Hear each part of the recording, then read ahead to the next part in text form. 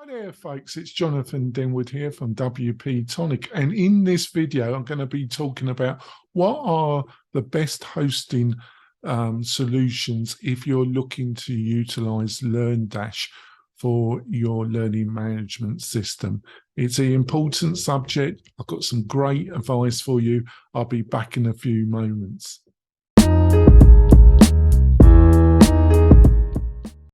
So I'm coming back. And in this video, I'm going to be talking about the best hosting options if you're looking to host LearnDash in 2022. Now, in this video, I'm going to be talking about hosting LearnDash on an independent platform. And why am I utilizing those terms? Because what is offered now in 2022 has become a little bit more complicated. Because you used to have WordPress and WordPress plugins and WordPress solutions, and you used to have to find your own hosting. And then you used to have SaaS solutions like Kajabi or Teachable. Now there's a third solution because a number of the hosting providers have bought some of these plugins. One of them is LearnDash. They still provide the plugin totally independent, but they also offer hosting combined with the plugin. I'm not a total great fan of that because I think you get the worst of both worlds, the worst of SaaS and the worst of WordPress in that particular concoction. So I'm going to be talking about hosting the traditional setup, which in some ways is what WP-Tonic offers. And like I say, it's in 2022, it's going to get a little bit more complicated. But have no fears. That is what the purpose of this video is, to make the situation totally clear to you. So let's get started. Number one, SiteGround. SiteGround is based in Bulgaria. They have been in the hosting WordPress, I think, for 7 to almost 10 years. Quite one of the largest providers. Always known for value hosting. I would say not the most top quality of hosting, but compared to some of the other cheaper, better value positioned hosting providers, it's been on the better side of that market. We have a few people that start off with SiteGround and move to us because one factor, when it comes to a archetypal, typical marketing website for a small business, I think what SiteGround provides is really excellent value.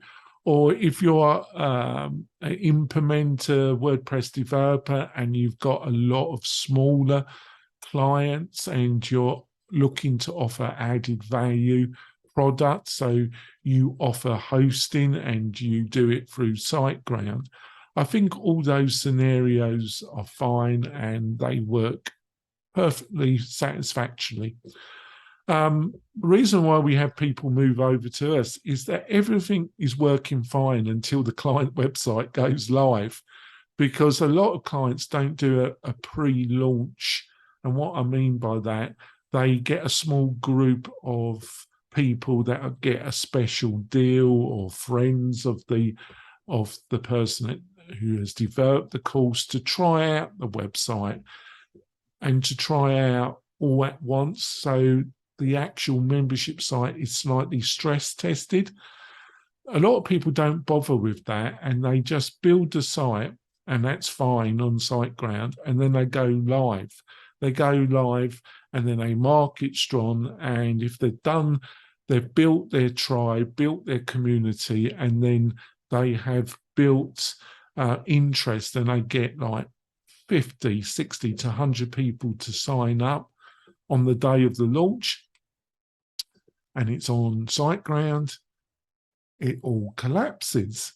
And one of the factors that leads to this, and I'm not just having a go at SiteGround, are having a go at all those type of providers on the cheaper end is that the site, a normal marketing site or a normal learning management system will work dandy.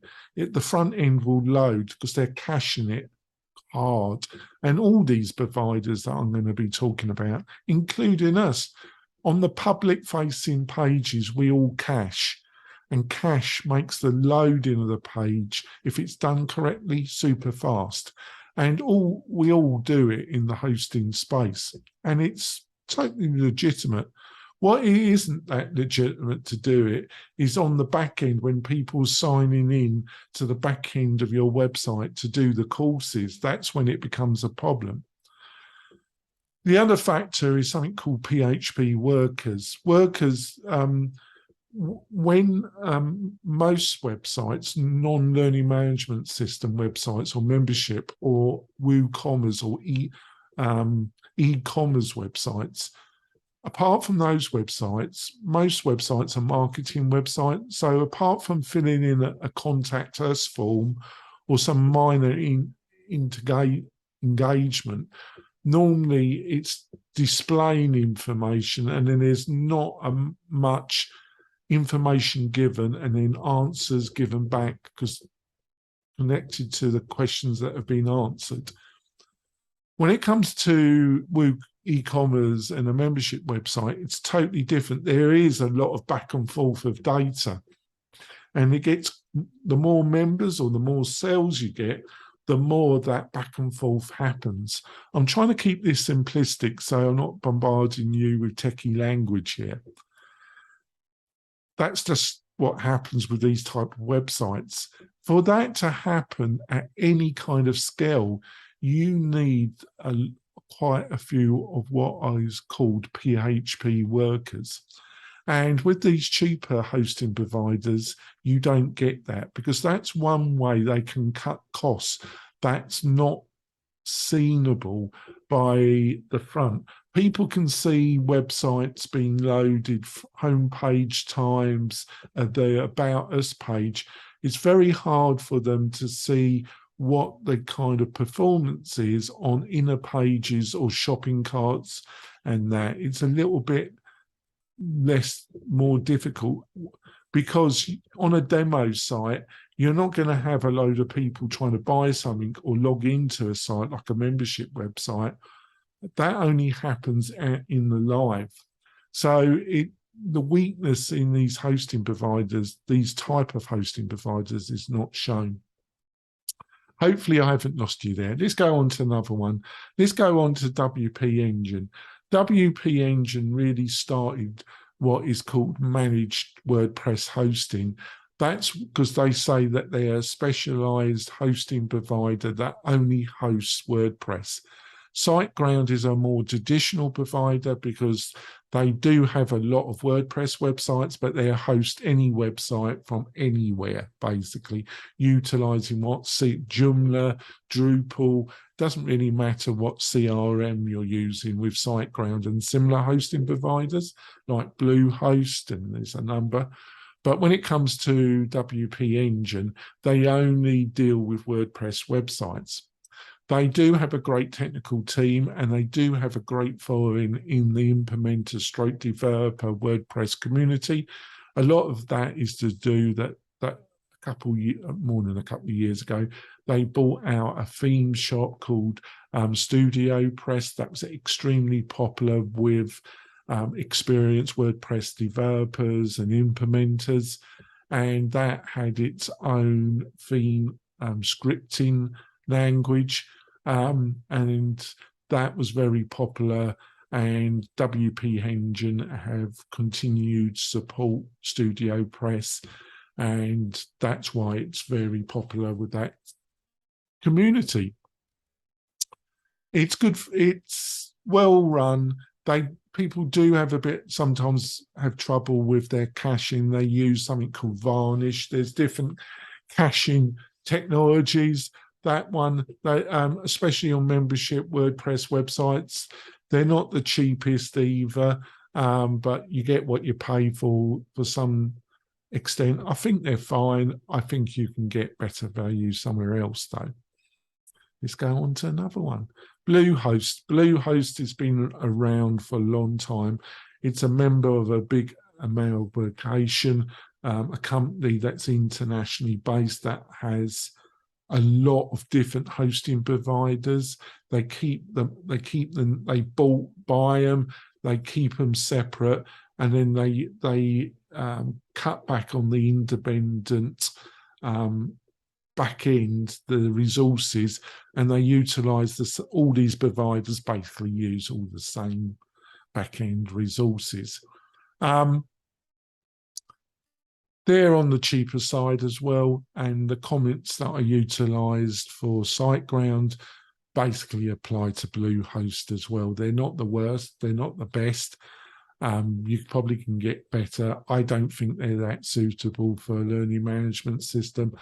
I wouldn't choose them, but they're not terrible either. On to another one. Kinsta. They're in the, like WPEngine, they're in the managed WordPress hosting space. They use Google technology exclusively, cloud hosting. Really good value. Not the cheapest, definitely. They have recently risen their prices. That's our factor with WPEngine. This is only my opinion. I just find the way that WPEngine communicates their pricing structure, I just feel it's just teeny weeny little bit deceptive myself, but I might be wrong there. It's just my opinion. The pricing structure at Kinsta is much more straightforward, in my opinion, and their plans. What I mean with WP-Tonic is WPEngine, Freudian script mistake there. Is what I mean with WPEngine. Their lowest plan is fine with a marketing site. I don't think even a learning management system in the early stages of public launch, it would work that well. That's why I mean it's a little bit deceptive in my opinion. So Kingston's more straightforward. They use Google Cloud. They optimize it for WordPress. A lot of what they provide is similar. They're bringing out recently, they brought out a load of new technology really aimed at the implementer WordPress developer. They're really gunning for the WPEngine and providing a very similar framework, in my opinion, to WPEngine. They're always, both those companies have always, WPEngine is a much, much larger company than Kinsta, but Kinsta has grown enormously. But in my opinion, definitely Kinsta is after WPEngine's breakfast. Last one, because this is going on a bit anyway, Cloudways. Cloudways is a little bit of a hybrid because there's kind of SaaS-based hosting providers like DigitalOcean. There's about 4 or 5 that offer hosting provide resources for SaaS people building out SaaSes or developers. DigitalOcean recently bought Cloudways. Cloudways was a Pakistan-based company. It was incorporated in Malta. Really got a lot of traction with the kind of WordPress developer implementer crowd who wanted to offer hosting. I never think it's a fantastic idea to get hosting provided by one developer, because if you fall out with that one developer, I've heard some horror stories. I personally don't think it's a good idea. It'd be interesting to see what DigitalOcean does with Cloudways, because DigitalOcean was just one of the backbone server technology that Cloudways offered. They offered Vultr. There was about 4 or 5 different backbone resource providers like DigitalOcean. I'll be really intrigued to see if DigitalOcean really gradually removes the choices. So if you want to use Cloudways, you've got to use DigitalOcean, which isn't a major problem as far as I'm concerned, because DigitalOcean is a great resource. But on the other hand, it's always great to have choice, basically. I've got article support in this video. You'll find a link in the supporting notes of this video. I go into even more choices and even more detail. Hopefully you found this video helpful. If you do, please leave some comments, give me some feedback and love. And if you're feeling really generous, subscribe to the channel, because that really does encourage me to make more of these videos. I'll be back soon, folks. I'll see you soon. Bye.